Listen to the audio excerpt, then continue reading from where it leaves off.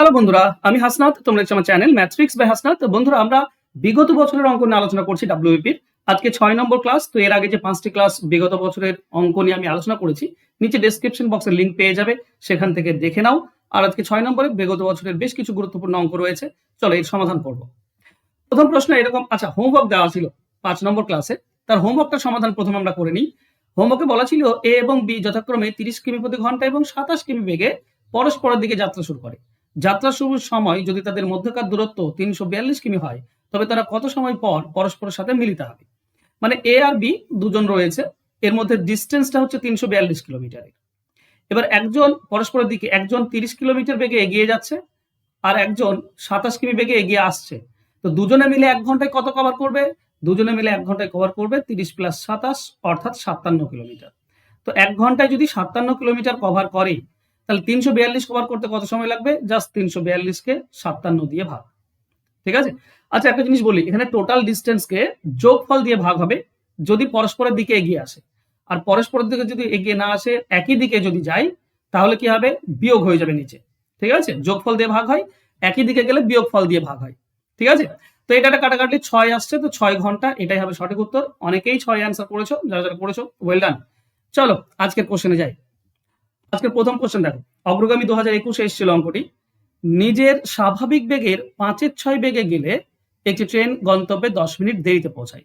যদি ট্রেনটি তার স্বাভাবিক গতিতে চলতো, তাহলে এই গন্তব্যে পৌঁছাতে কত সময় লাগতো? এগুলো 5 সেকেন্ডে অ্যান্সার হয়।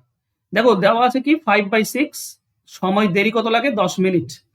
তোমার অ্যান্সার বের করার নিয়ম কি? অ্যান্সার বের করার নিয়ম আমি ডিটেলস করবো, তার আগে সিম্পল বলি। অ্যান্সার বের করার নিয়ম হচ্ছে উপরটার সঙ্গে এই মিনিটটা গুণ হবে, মানে 5 × 10, আর নিচে এই দুটির পার্থক্য ভগ্নাংশের, 5 আর 6 আছে তো ভগ্নাংশ, এই দুটির পার্থক্য 1 নিচে, তাহলেই তুমি অ্যান্সার পেয়ে যাবে 50 মিনিট। দেখো খুব সহজ, তাই না? চলো এটা একটু ডিটেলসে করি আমরা। দেখো দেখো স্বাভাবিক বেগের 5 ভাগ, মানে স্বাভাবিক বেগটা যদি 6 হয়, 6x, তাহলে এই গতিবেগটা কত? এখন গতিবেগ হচ্ছে 5x। আগে সময় যদি লাগতো ধরো y ঘন্টা, ঠিক আছে, y ঘন্টা সময় লাগতো, তাহলে এখন কত লাগবে? y প্লাস 10 মিনিট, y ঘন্টা প্লাস 10 মিনিট লাগবে, কারণ 10 মিনিট বেশি লাগে এখন।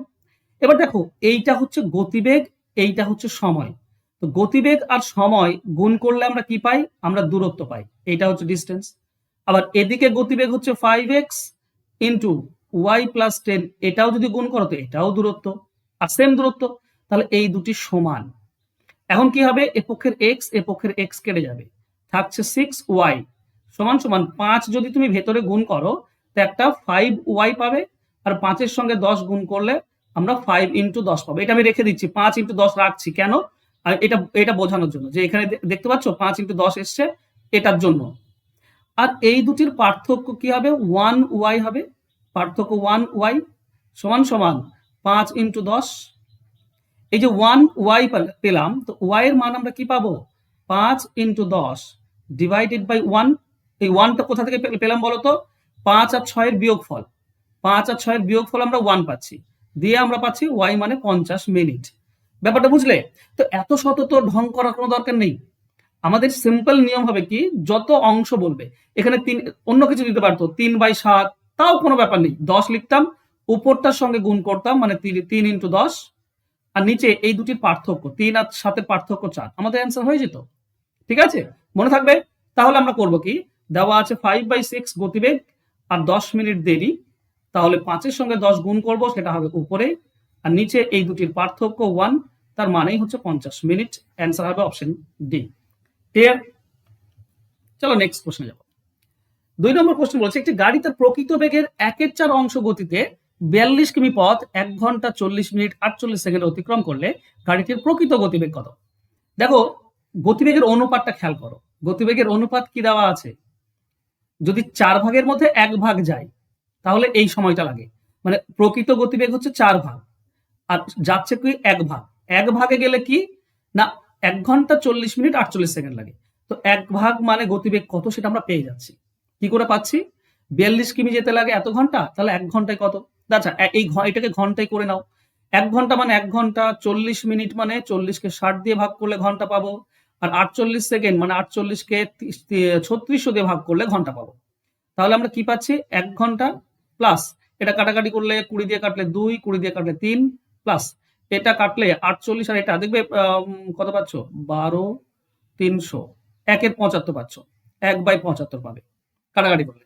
তাহলে আমরা কি পাচ্ছি 75 লসাগু পাবো, এখানে পাবো 75 1 এর জন্য, 3 এর জন্য 25, 25 2 50 যাবে উপরে, 75 জন্য 1, 75 × 125 126, 126 ডিভাইডেড বাই 75 ঘন্টা। এত ঘন্টাতে 42 যায়, ঠিক আছে। আচ্ছা এত ঘন্টা যদি 42 যায় তাহলে 1 ঘন্টায় কত যাবে? 42 কে ভাগ করে দাও এই ঘন্টা দিয়ে, 126 ডিভাইডেড বাই 75। তো ডিভাইড 75 না করে গুণ করলে উপরে চলে যাই।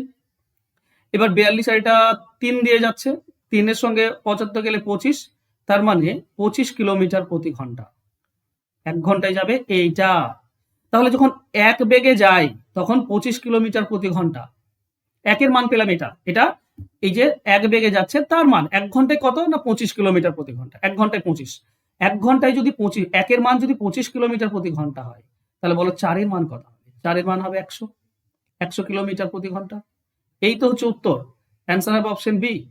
সহজ বলবো না, তবে কনসেপ্ট যদি তোমাদের এই ধরনের অঙ্কে ক্লিয়ার থাকে তাহলে তুমি কিন্তু একটু সময় নিয়ে 1 মিনিটের মধ্যে অনায়াসে বের করা যায়, ঠিক আছে। এটা ডাব্লিউপি মেন্স এসেছিল 2022-এ, তো ইম্পর্টেন্ট অঙ্ক এই ধরনের অঙ্ক কিন্তু আসে, আর সময় মিনিট সেকেন্ড দিয়ে দেবে, তো এইভাবে করে নেবে, এইভাবে ঘন্টাটা করে নেবে, ঠিক আছে। চলো নেক্সট কোশ্চেন যাবো। এবিসি একটি নদীর একই তীরে অবস্থিত 3টি ঘাট। বি ঘাটটি এ এবং সি এর ঠিক মাঝখানে অবস্থিত। নদী স্রোত সি থেকে এর দিকে, একটি নৌকা এ থেকে বি পর্যন্ত গিয়ে আবার এ তে ফিরে আসতে 6 ঘন্টা 20 মিনিট লাগে।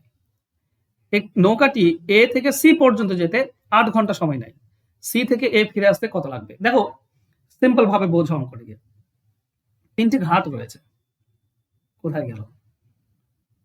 3টি ঘাট, ঠিক আছে, খুব সহজ, খুব সহজ। দেখো এটা হচ্ছে ধরো এ, মাঝে হবে ঠিক মাঝে হবে বি, আর এটা হচ্ছে সি।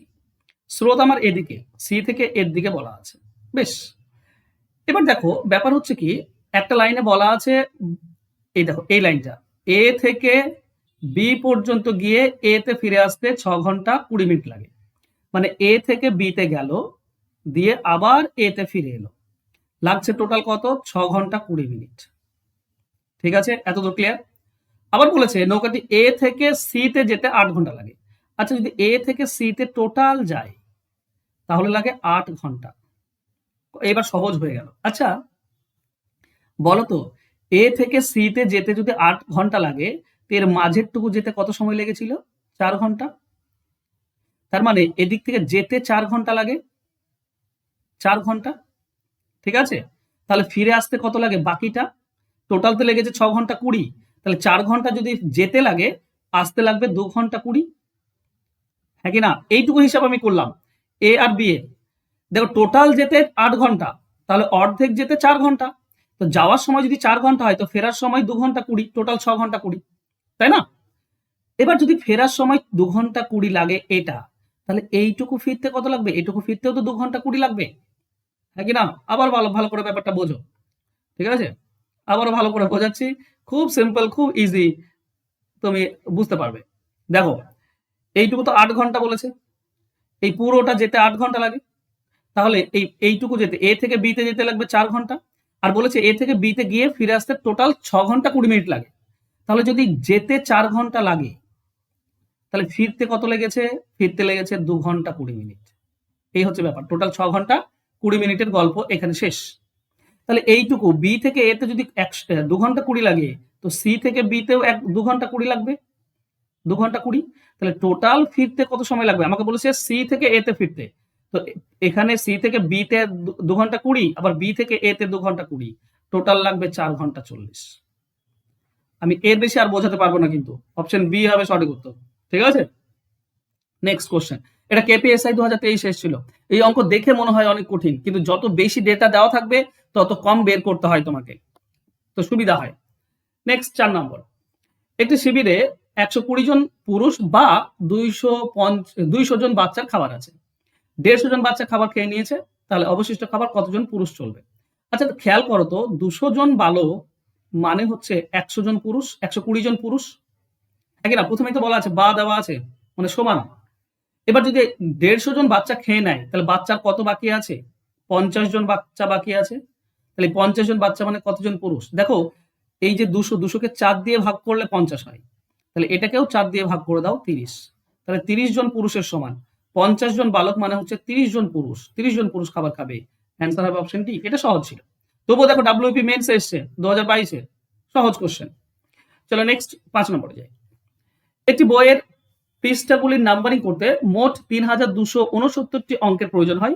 বইটির পৃষ্ঠা সংখ্যা কত? দেখো এই নিয়ে আমি একটা ট্রিক্স তোমাদেরকে বলেছি। এই ট্রিক্সের ফুল ডিটেলস তোমরা নিচে ডেসক্রিপশন বক্সে আমি দিয়ে দেবো, ঠিক আছে? বুক পেজ বলে, বুক পেজ আমি ডেসক্রিপশন বক্স চেক করো, দেখো তুমি পেয়ে যাবে। বুক পেজ লিঙ্ক পেয়ে যাবে, পৃষ্ঠা সংখ্যা বের করা, যেখানে অঙ্ক বলা আছে পেয়ে যাবে তোমরা। একদম 2 অঙ্কের, 3 অঙ্কের, 4 অঙ্কের সব পেয়ে যাবে।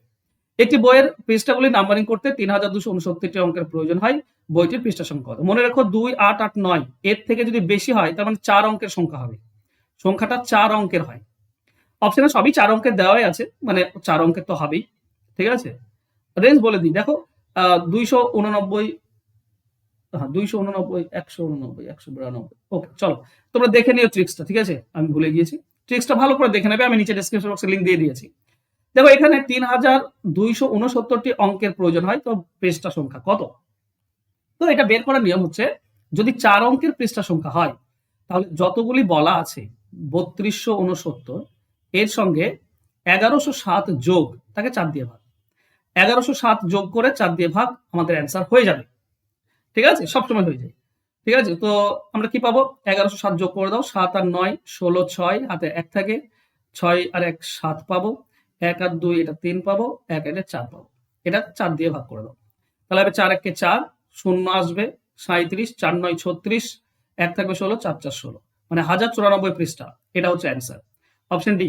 আমি বারবার বলছি এগুলো সব ট্রিক্স দিয়ে বের করতে হয়, তাছাড়া তুমি নর্মালি বের করতে গেলে অনেক সময় লাগবে, ঠিক আছে? তো পেয়ে যাবে। আর এই ট্রিক্সটাও শিখে নাও, নিচে ডেসক্রিপশন বক্সে বললাম না বুক পেজ বলে একটা ট্রিক্স দিয়েছি, নিচে ডেসক্রিপশন বক্সে দেখে নাও, তাহলে পুরো জিনিসটা ক্লিয়ার হয়ে যাবে, তোমাদের ডিটেলস দেওয়া আছে সেখানে। একটা হোমওয়ার্ক আছে, হোমওয়ার্কে যাওয়ার আগে বলবো, যারা সাজেশন ক্লাস করতে চাইছো, দেখো 4 মাস সময় আছে আমাদের কাছে। এই 4 মাসে আমাদেরকে সমস্ত কিছু খুব ভালোভাবে উদ্ধার করতে হবে।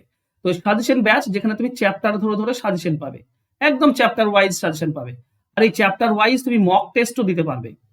তো দুটো জিনিস যেটা ইম্পর্টেন্ট আমাদের কাছে, সেটা হচ্ছে চ্যাপ্টার ধরে ধরে কোন অঙ্ক বেশি ইম্পর্টেন্ট আমাদের কাছে, যেগুলো প্র্যাকটিস করতে হবে বারবার, আর মক টেস্ট দেওয়া খুব প্রয়োজন। এই দুটো জিনিস যদি আমরা করতে পারি, আর আমি প্রিভিয়াস ইয়ার তো করাচ্ছি এখানে, তো প্রিভিয়াস ইয়ার করছো, চ্যাপ্টার ধরে সাজেশন পাচ্ছ, আর মক টেস্ট দিচ্ছ, এই সমস্ত কিছু যদি একসঙ্গে করতে পারো তাহলে অঙ্কে 25-এ 25ই তুমি নিয়ে আসতে পারবে, ঠিক আছে? তো 7 তারিখ থেকে শুরু হচ্ছে ক্লাস, পরীক্ষা পর্যন্ত ক্লাস চলবে, লাইভ ক্লাস হবে, রেকর্ডেড ক্লাস, চ্যাপ্টার ভিত্তিক সাজেশন, 90+ তুমি কমন পেয়ে যাবে, এর আশ্বাস আমি দিতে পারি। কোর্স ফি হচ্ছে 299 টাকা, একবার মাত্র পেমেন্ট করতে হয়। আর এই যে ফোন নাম্বার, এই নাম্বারে আমার সঙ্গে যোগাযোগ করে নিও, ঠিক আছে? ভর্তি হয়ে যাও, আজকে 4 তারিখ ভর্তি হয়ে যাও, 7 তারিখ থেকে কিন্তু ক্লাস শুরু হয়ে যাবে, এখনই ভর্তি হতে পারো ফোন নাম্বারে যোগাযোগ করে। থ্যাংক ইউ সো মাচ বন্ধুরা। অবশ্যই এখানে হোমওয়ার্কের একটা কোশ্চেন দিয়েছিলাম, পরপর দুটি অখণ্ড সংখ্যার বর্গের পার্থক্য 37 হলে বৃহত্তম সংখ্যাটি কত? এটা লেডি কনস্টেবল 2023 এসেছিল। তো অবশ্যই এটার কমেন্ট করে আমাকে জানাও এর সঠিক উত্তর কত হবে। ওকে বন্ধুরা, দেখা হবে নেক্সট ক্লাসে। ভালো থেকো, সুস্থ থেকো, ধন্যবাদ।